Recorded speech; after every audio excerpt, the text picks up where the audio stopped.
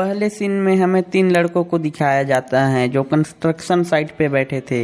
उनमें से एक लड़का बोलता है ये पैरोट श्रापित हैं, इसके जितने भी ओनर्स थे सारे मारे गए। तो येलो शर्ट वाला लड़का उसे कहीं छोड़ने का सजेशन देता है, तो वो लड़का बोलता है कि मैं ऐसा नहीं कर सकता। फिर वो साडो को उसे रखने के लिए पूछता है, तो वो पैरोट फड़फड़ाने लगता है। तभी एक स्टील बीम उनके ऊपर गिरने लगता है। साडो इचिगो का फ्रेंड है जिसे इचिगो चाइल्ड बोलता है। दूसरी तरफ उस डार्क प्लेस को दिखाया जाता है जिसे हुएको मुंडो कहते हैं। वहाँ एक बड़ा हॉलो कहता है हमें जिंदा रहने के लिए ह्यूमंस को खाते रहना होगा, और जब एक हॉलो एक सोल रिपर के सोल को खा ले तो उसे हमेशा टेस्ट याद रहेगा, क्योंकि सोल रिपर का सोल बहुत ही टेस्टी होता है। फिर हमें साडो को दिखाया जाता है जो उस बीम को रोक लेता है। एक लड़का पूछता है कि क्या तुम ठीक हो, तो चैट कहता है कि वो ठीक है, पर उसके सर से खून निकलने लगता है। तभी वो पैरेट चैट को अपनी जान बचाने के लिए थैंक्स बोलता है और बताता है कि उसका नाम यूची शिबाता है, और अपना नाम बताने के लिए कहता है। ये देखकर ये सब हैरान हो जाते हैं और वो दोनों लड़के बोलते हैं कि ये ऐसे बात कर रहा है जैसे इसे सब समझ आ रहा है, ये सच में श्रापित हैं। तो पैरेट फिर से चैट का नाम पूछता है, तो चैट बोलता है कि उसका नाम यासुतोरा सैडो है और वो 15 साल का है। अगली सुबह स्कूल के छत पर इचिगो और रुकिया को दिखाया जाता है। इचिगो बोलता है कि मुझे यकीन नहीं हो रहा कि मेरी सारे इंजरीज एक दिन में ही ठीक हो गए। रुकिया कहती हैं कि वो अपने कीडो क्लास में सबसे बेस्ट स्टूडेंट थी, ये करना उसके लिए पीस ऑफ केक है।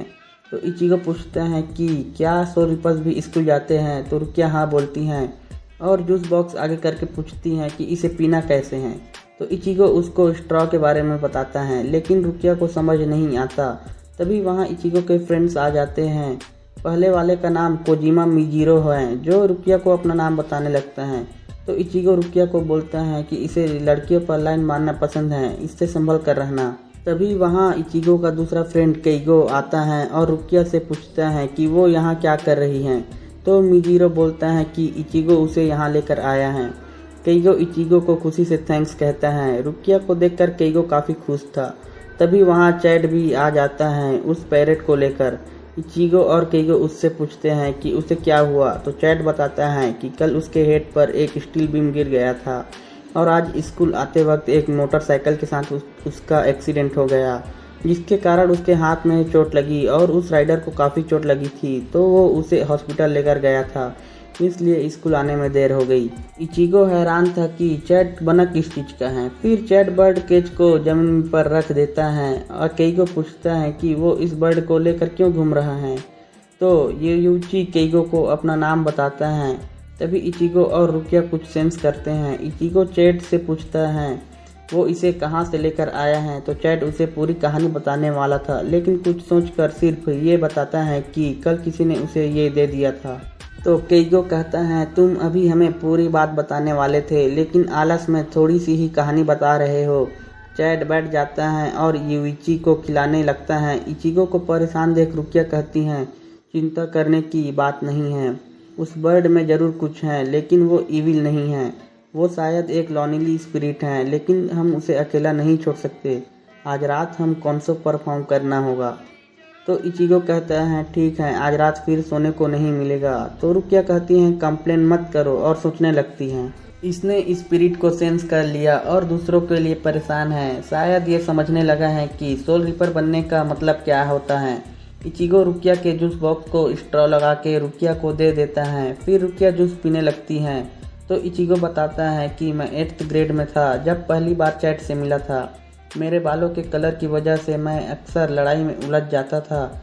एक बार जब मैं मुश्किल में पड़ गया था तब चैट ने आकर मुझे बचाया था। उसे कोई कितना भी मारे लेकिन वो कभी किसी को वापस नहीं मारता।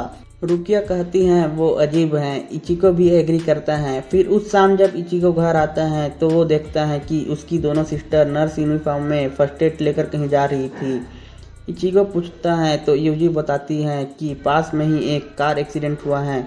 फिर इचिगो अपने फादर के पास जाकर पूछता है कि क्या वो कोई हेल्प कर सकता है, तो उसका फादर उसे किसी कोने में जाकर बैठने को कह देता है। इचिगो उदास होकर कोने में बैठा हुआ था। तभी उसकी दोनों सिस्टर चैट को लेकर आते हैं जो इंजर्ड लग रहा था। इचिगो चैट को देखकर हैरान हो जाता है और कैरिंग चैट के पैरेट को देखकर डर जाती हैं।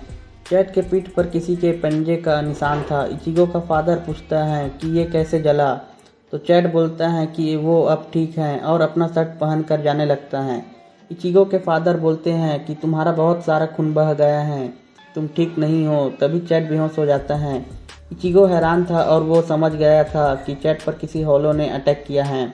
इचिगो रूम में आकर रुकिया से पूछता है कि क्या तुम उसे फील कर पा रही हो। रुकिया कहती है मैं उसे यहाँ से भी फील कर पा रही हूँ। मुझे उस पैरेट में कुछ इविल सेंस नहीं हुआ, लेकिन चैट के जख्म में होलो का स्मेल है। आधी रात हो चुकी थी। कारिन उसे पैरेट के बारे में सोच रही थी और वो डर जाती हैं। अगली सुबह कारिन ब्रेकफास्ट करने नहीं आती तो इचिगो यूजू से पूछता है कि कारिन कहाँ है, तो यूजू बताती है कि उसकी तबीयत ठीक नहीं है। तभी इचिगो का फादर आके बोलता है चैट अपने रूम में नहीं है। फिर इचिगो उसे ढूंढने चला जाता है। रुकिया उसके पास आती है और पूछती है क्या उसे कुछ पता चला, तो इचिगो मना करता है और पूछता है कि क्या तुम्हारे पास कोई इन्फो है। तो रुकिया बोलती है कि सोल सोसाइटी से होलो के बारे में कोई न्यूज नहीं मिला है और मुझे रडार में भी कुछ नहीं मिला। रुकिया आगे बताती हैं कि होलोस अपने आप को ह्यूमन वर्ल्ड और सोल सोसाइटी के बीच में छुपा लेते हैं, इसलिए जब तक वो चैट पर अटैक नहीं करते तब तक हम उसे सेंस नहीं कर सकते। इचिगो कहता है कि अगर हम ऐसे ही चैट पर अटैक होने का वेट करते रहेंगे तो हम बहुत लेट हो जाएंगे। फिर इचिगो रुकिया से पूछता है कि क्या हम उस पैरेट के सोल को सेंस कर सकते हैं, तो रुकिया कहती है कि ये पॉसिबल नहीं है। फिर भी इचिगो फोकस करने लगता है और स्पिरिचुअल एनर्जी से घिर जाता है। उसे देखकर रुकिया शॉक्ड हो जाती हैं। दूसरी तरफ चैट उस पैरेट के साथ एक फैक्ट्री में जाता है। वो पैरेट बोलता है कि आप बहुत अच्छे हैं, मैं आपसे माफ़ी मांगना चाहता हूँ। जो कोई मुझे रखता है उसके साथ बुरा ही होता है, तो आप मेरे बारे में भूल जाइए और मुझे छोड़कर चले जाइए। चैट कहता है मैं ये नहीं कर सकता। फिर कैरिन अपने बेड से उठकर इचिगो के पास जाने लगती हैं। रुकिया हैरान थी कि इचिगो ऐसा कैसे कर पा रहा है। इचिगो उसके स्पिरिट एनर्जी को ढूंढ लेता है, जिसे देख रुकिया कहती हैं स्पिरिट रिबन्स को सिर्फ हाई लेवल सोल रिपर्स ही देख सकते हैं। चैट पैरेट के साथ बैठा हुआ था। वो किसी चीज को सेंस करता है और तभी वहाँ कोई अटैक कर देता है। चैट उस पैरेट को लेकर वहाँ से भागने लगता है। भागते हुए वो इचिगो को देखता है और दूसरी ओर जाने लगता है। तभी वहाँ कारिन आ जाती है। तो रुकिया कहती है कि तुम कारिन को लेकर घर जाओ, मैं चैट के पास जाती हूँ। इचिगो कहता है कि वो ऐसा नहीं कर सकता। तो रुकिया समझाती है कि अगर तुम कारिन को यहाँ छोड़कर जाओगे तो उस होलो से फाइट के वक्त डिस्ट्रैक्ट होते रहोगे, इसलिए कारिन को घर लेकर जाओ।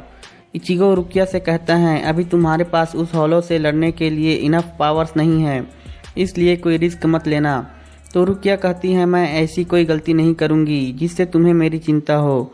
फिर रुकिया वहाँ से चली जाती है। इचिगो भी कारिन को लेकर घर जाने लगता है।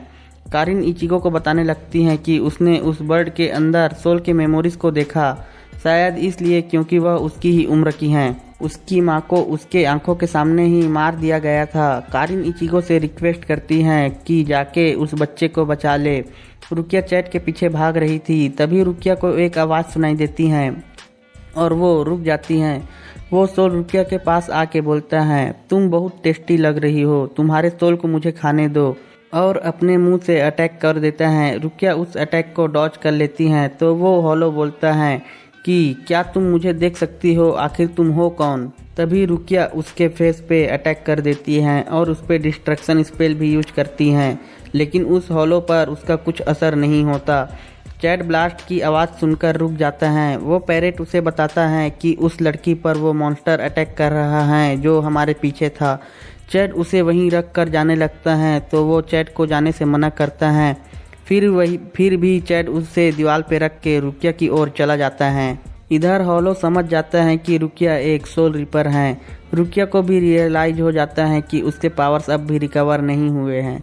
तो वो होलो बताता है कि वो 2 सोल रिपर्स को खा चुका है जो उस बच्चे की हेल्प करना चाहते थे। रुकिया पूछती है कि तुम इस बच्चे के पीछे क्यों हो, तो वो होलो उसे जवाब नहीं देता। इचिगो रुक जाता है। कारिन कहती है कि उस लड़के को बताना होगा, अगर वो पास ऑन करता है तो अपनी मदद से मिल सकता है, और इचिगो से रिक्वेस्ट करने लगती हैं कि उस बच्चे को बचा ले। इसी के साथ ये एपिसोड खत्म हो जाता है।